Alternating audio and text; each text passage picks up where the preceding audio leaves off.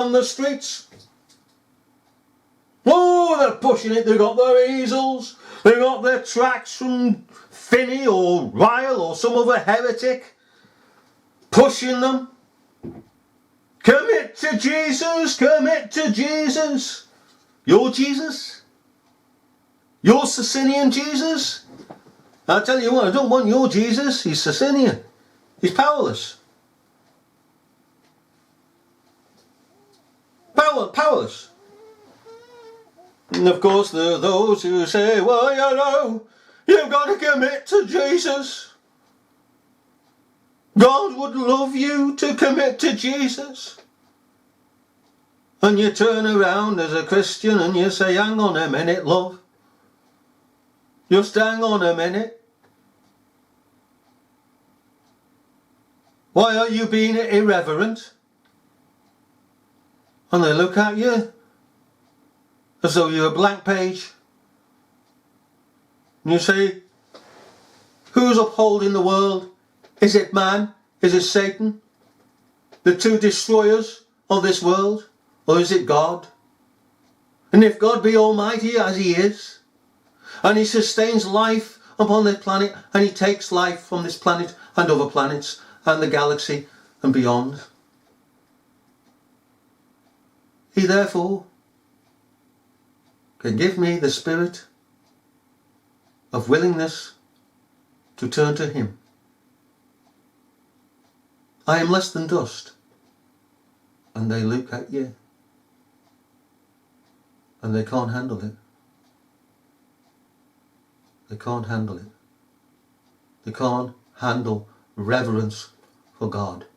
Their gospel is one of demeaning God. Of demeaning God, Christ and the Holy Spirit. And uplifting man to the supreme power of God.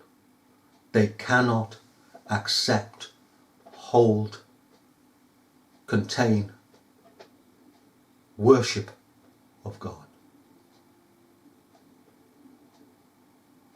The foolish virgins cannot do this. Not even the serious foolish virgins. Those with a greater piety that look to be saved, secure, by joining a Christian assembly. They're not like other virgins, other foolish virgins. And yet, they're still foolish virgins. They go forwards. The brash ones go forwards. Works, works, works, works. Look what I'm doing, look what I'm doing, look what I'm doing, look what I'm doing. And this goes on and on and on. And it's not what you are doing, it's what God is doing. We're all unprofitable servants. We don't even do what we're supposed to do. We are sinful from one moment of the day to the end of the day and the next day. It is the pleasure of God to do of his will in and through us. It is his pleasure to create us to be his children. It is his pleasure to create this world. It is his pleasure to upkeep this world. It is his pleasure to punish the wicked in this world and out of this world. It is his pleasure to express himself by all that we know and all that we do not know and shall never know and shall be in awe of what we don't know of God. God is beyond anything that can ever be expressed. And we look to God through Christ, because to face God face to face we will be consumed. We need a mediator. No man has seen God at any time and never will. Never will. He's too awesome. He's too pure.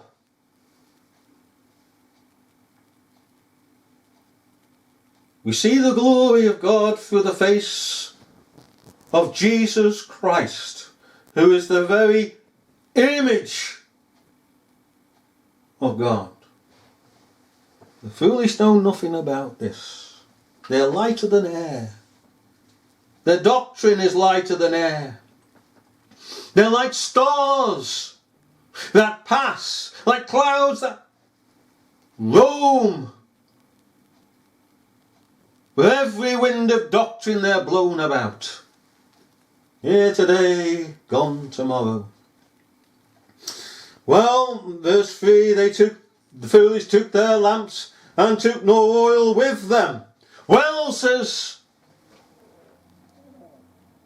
the sanctification movement and the rest, as we said before, he took no oil. Yeah, but what's missing? Come on. Come on, you got more spirit than I have. Come on, love. Come on. Come on. Woo-hoo. Come here. Come on. Hey? Whatever you do, don't turn to your vomit. Just carry on. Come on. What's missing? But the wise took... Sorry. They that were foolish took their lamps and took no oil with them. Come on. Come on. Right. Took no oil with them. Why? Now look at verse 4. But the wise took oil in their vessels with their lamps. What's the vessel? The heart. The foolish had no heart. They that were foolish took their lamps and took no oil with them. They just took their lamps, their works. They relied upon their works. They had no change of heart.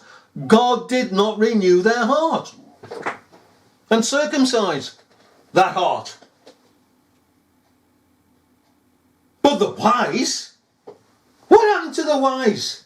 But the wise took oil in their vessels. So they had vessels before oil. The foolish are saying, we got oil, but you got no vessels.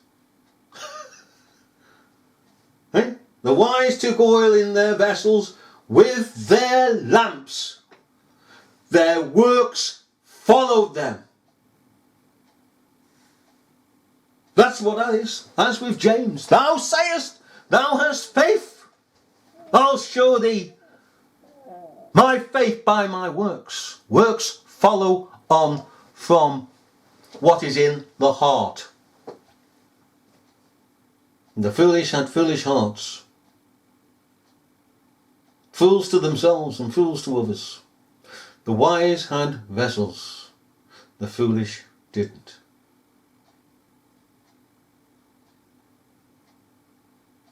They that die. Have we got it 13, is it 14, 13 Revelation? They that die in the Lord, their works do follow them.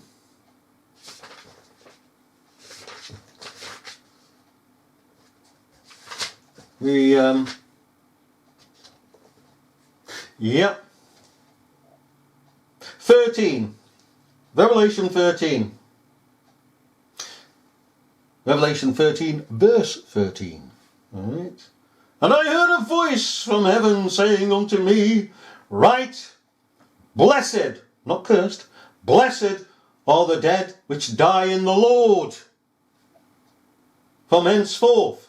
Yea, saith the Spirit, that they may rest from their labours, and their works do follow them. You see, we're dead in Moses. When we're born into this world, we're dead. Dead to justification.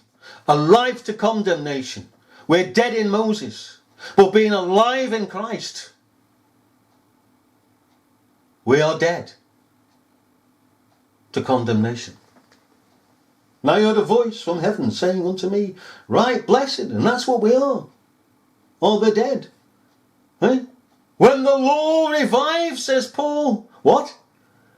I died in the Lord, and then lived in the Lord. Because Christ is life. He gives life. Which die in the Lord. And henceforth, yea, saith the Spirit, that they may rest from their labours. In other words, trying to pacify God is a labour of work that even the foolish try. To pacify the wrath of God that lays upon their consciences, tossing them to and fro, as their life continues forwards. They feel more condemnation. And of course, for the wise, their works do follow them. It's not a labour, it's a work. It's not labouring at salvation, it's a work. It's flowing.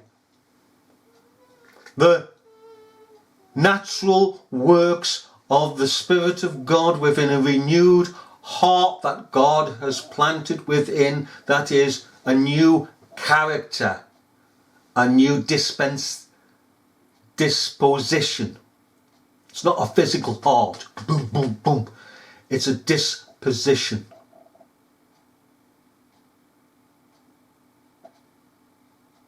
Once the bent was to do evil because of an evil character.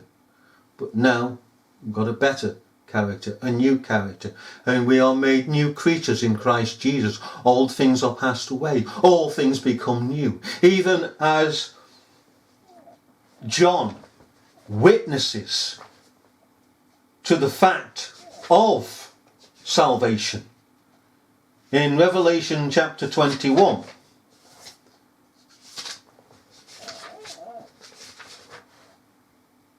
And I saw a new heaven. Verse 1 of Revelation chapter 21. And I saw a new heaven and a new earth. And that's what we see when we come through.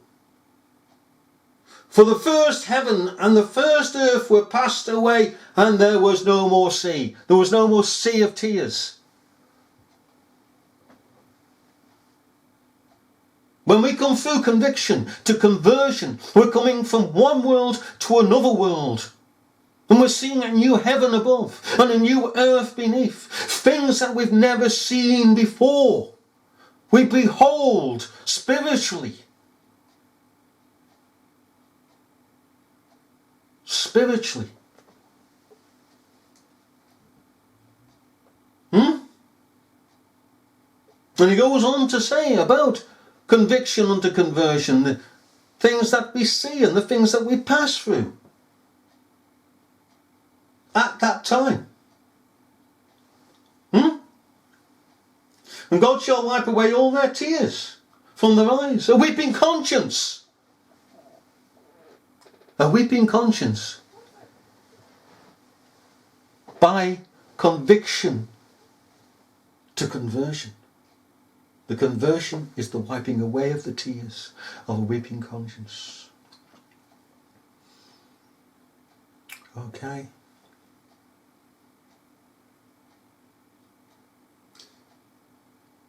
They that were foolish took their lamps and took no oil with them. But the wise took oil in their vessels with their lamps. The oil was present because the heart was present. There was no going after oil. It was there present. Doesn't matter what the foolish tongues movement says. And Finney and the rest of them. Torrey. Reuben Torrey and the rest. About, you're going to go through this 7-point plan and you'll get the Holy Spirit. Well, the point being, ladies and gentlemen, is this. Ask yourself this, because I always ask them this. If you've got more of the Spirit than I have, how is it that you can't interpret the Scriptures in a theological sense as I can?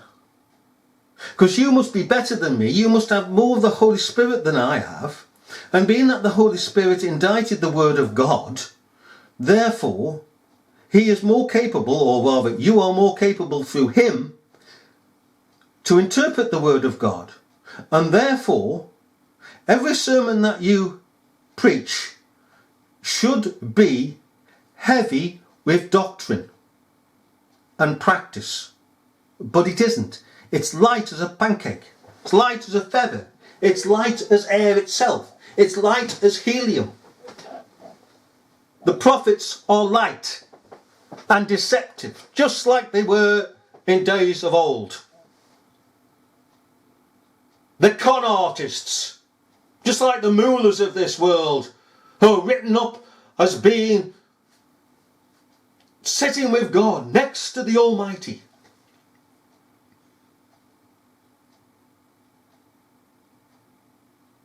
Do you know the foolish are the most despicable of all? Even the Puritans. And I couldn't understand it at the time, why they were so inveterate against the nominal Christians. I can see it. I can see it as I've grown. They are disgusting. I wouldn't touch them with a barge pole. They're disgusting. All therefore is the destruction. These foolish virgins are for destruction. Destruction of the lambs of God and the sheep and the household of faith. They're for the destroying their growing in grace and knowledge of the Almighty. Yeah. You can sit there, oh, you're not sitting around praying. Get some food on your table. No, you go out, get off your arse, you go out and you do some digging work. Oh, that's not trust in the Lord. Well, please yourself. I'm going out to work. Decent day's work, decent day's pay. And that's the rule. That's the moral, ethical rule laid down in Scripture. If you don't work, you don't eat. Simple as that. You can keep your mullahs and your fancy stories. Alright?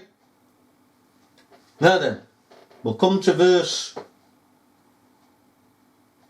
5 in a moment. We'll try and conclude it in the next half.